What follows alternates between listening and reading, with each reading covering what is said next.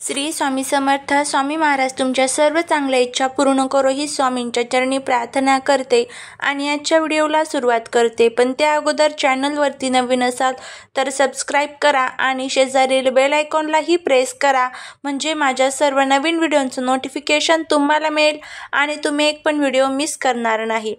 उद्या आहे 13 फेब्रुवारी, वार गुरुवार, आणि या दिवशी आलेली आहे गुरुप्रतिपदा.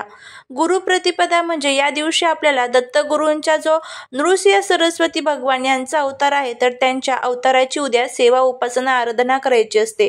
त्याचबरोबर या दिवशी दत्तगुरूंची उपासना, आपल्या श्री स्वामी समर्थ महाराजांची उपासना आणि तुमचे जे कोणते गुरु असेल, मग ते गजानन महाराज असतील, शिर्डीचे श्री साईबाबा असतील, या सर्वांची तुम्ही उपासना उद्या करायची असते.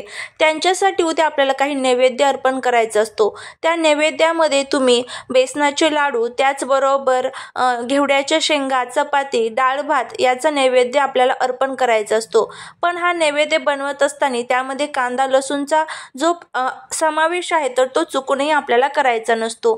त्याचबरोबर उद्या गुरुप्रतिपदेच्या दिवशी आपल्याला या ठिकाणी एक दिवा लावायचा आहे. हा दिवा कशासाठी, तर आपल्या घराच्या, पतीच्या, मुलांच्या प्रगतीसाठी, घरातील जी काही दरिद्रता आहे तर ती दूर होण्यासाठी, आपल्या मनातील ज्या काही कठीणातील कठीण इच्छा आहे तर त्या पूर्ण होण्यासाठी, प्रत्येक कामामध्ये आपल्याला यश मिळावं, आपल्या जीवनातील सर्व अडचणी संपून जाव्या, यासाठी आपल्याला हा जो एक दिवा आहे तर तो लावायचा आहे.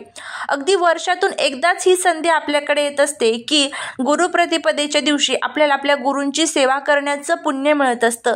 त्यामुळे हा जो दिवा आहे तर तो जर तुम्ही लावला तर तुमच्या जीवनातील जो गुरुग्रह आहे तर तो बळकट होईल. जीवनातील सर्व दुःख, दारिद्र्य, दोष, अडचणी संपून आपल्यावरती अखंड श्री स्वामी समर्थांची आणि माता लक्ष्मीची भरभरून कृपा होईल. तर उद्या हा उपाय जो आहे तर तो कसा करायचा, कोणत्या वेळेमध्ये करायचा, याबद्दलची संपूर्ण माहिती या आजच्या व्हिडिओमध्ये मी तुमच्याबरोबर शेअर करणार आहे. त्यामुळे व्हिडिओ हा स्किप न करता शेवटपर्यंत पाहत राहा. चॅनलवरती नवीन असाल तर सबस्क्राईब करा आणि असेच नवनवीन माहितीपूर्ण व्हिडिओ बघण्यासाठी बेल आयकॉनला प्रेस करा. आणि त्याचबरोबर कमेंटमध्ये श्री स्वामी समर्थ लिहायला अजिबात विसरू नका, जेणेकरून श्री स्वामी समर्थांची तुमच्यावरती भरभरून कृपा होईल. दिवा हा बुद्धीचे, ज्ञानाचे आणि त्यागाचे प्रतीक असतो.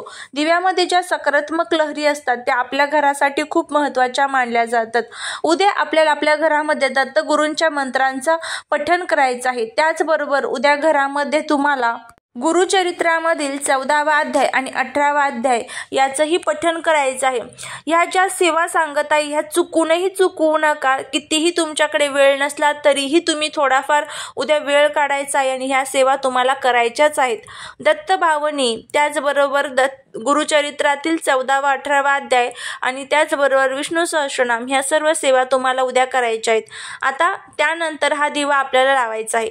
हा दिवा जो आहे तर तो उद्या तुम्ही एक तर सकाळी लावू शकतात किंवा संध्याकाळी लावू शकतात. काहीच अडचण नाही. तुम्हाला ज्या वेळेमध्ये टाईम असेल त्या वेळेमध्ये तुम्ही हा दिवा जो आहे तर तो लावायचा आहे. आता दिवा लावण्यासाठी तुम्हाला इथे मातीची जी पणती असते तर ती घ्यायची आहे. मातीच्या पणतीमध्ये पंचतत्वांपासून ती तयार केलेली असते. त्यामध्ये माता लक्ष्मीला प्रिय असणाऱ्या सर्व वस्तू असतात. त्यामध्ये माती, ऊन, वारा, पाऊस या पंचतत्वांपासून ही मातीची पणती तयार केलेली असते आणि माता लक्ष्मीचा त्यामध्ये आशीर्वाद असतो. त्यामुळे इतर दिव्यांपेक्षा जर तुमच्याकडे मातीची पणती असेल तर ती तुम्हाला घ्यायची आहे. आणि नंतर तुम्हाला हा जो उपाय आहे तर तो करायचा आहे. हा उपाय करण्यासाठी तुम्हाला एक फुलवात असते, ज्याला आपण गोलवात म्हणत असतो बघा, तर ती गोलवात तुम्हाला या दिव्यामध्ये टाकायची आहे आणि या दिव्यामध्ये तुम्हाला तूप टाकायचं आहे. आता हा जो दिवा आहे तर तो तुम्हाला तुपाचाच लावायचा आहे. तेलाचा शक्यतो करून दिवा आपल्याला इथे चालणार नाही, कारण तूप जे असतं तर ते गाईच्या दुधापासून तयार केलेलं असतं आणि गाईमध्ये साक्षात माता लक्ष्मी आणि 33 कोटी देवी देवता विराजमान असतात. या तुपामध्ये इतकी ताकद असते की माता लक्ष्मी आपल्या घराकडे आपोआप खेचली जातात, आपोआप आकर्षित होतात. आणि त्यानंतर तुम्हाला काय करायचं आहे तर हा जो दिवा आहे तर तो एका प्लेटमध्ये ठेवायचा आहे. प्लेटमध्ये दिवा ठेवत असताना खाली तुम्हाला स्वास्तिक काढायचं आहे.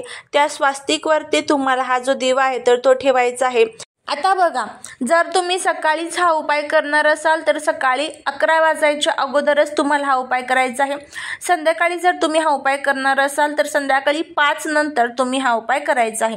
त्याचबरोबर उद्या सकाळ संध्याकाळ श्री स्वामी समर्थांची आरती करायला विसरू नका. तुमचे जे कोणते गुरु असेल त्यांची आरती करा, त्यांच्या मंत्रांचा जप करा, त्याचबरोबर त्यांची आराधना करा आणि त्याचबरोबर तुळशीचं पूजनही उद्या आपल्याला करायचं आहे.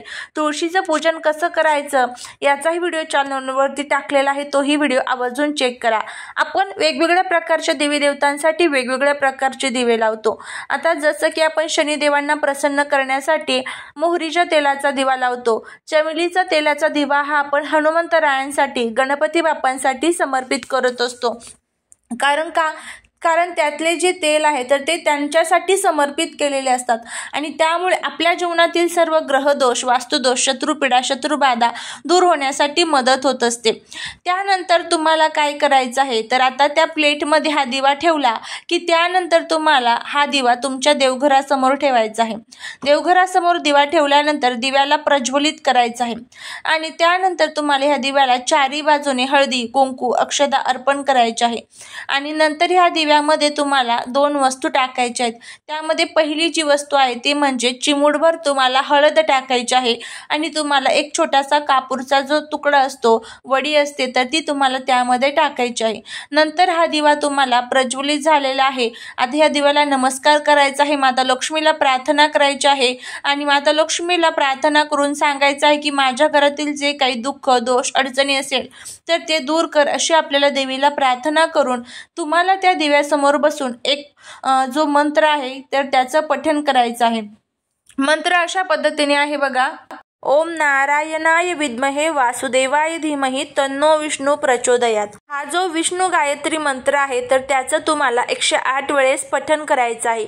हा मंत्र तुम्हाला गुगलवरती देखील मिळून जाईल, तिथून बघून तुम्ही म्हणू शकतात किंवा नित्यसेवेचं जर तुमच्याकडे पुस्तक असेल तर त्यामध्ये देखील आहे. त्यानंतर तुम्हाला त्या दिव्याला नमस्कार करून भगवान विष्णूंचे प्रार्थना करून नंतर हा दिवा जळत आहे तोपर्यंत जळून द्यायचा आणि नंतर तुम्हाला दिवा थंड झाला, दिव्यातील वात जर पूर्ण जळालेली नसेल तर ती निर्माल्यात टाकून द्यायची आहे. अशा पद्धतीने आपल्याला उद्या हा जो दिवा आहे तर तो लावायचा आहे. अगदी वर्षातून एकदाच ही संधी येते, ही संधी अजिबात सोडू नका आणि उद्या हा जो दिवा आहे तर तो लावा. बघा याचे किती छान अनुभव तुम्हाला येतील. झालेली सेवा ही महाराजांच्या चरणी रुजू करते. व्हिडिओ जर आवडलेला असेल तर लाईक, शेअर आणि सबस्क्राईब करायला विसरू नका. श्री स्वामी समर्थ.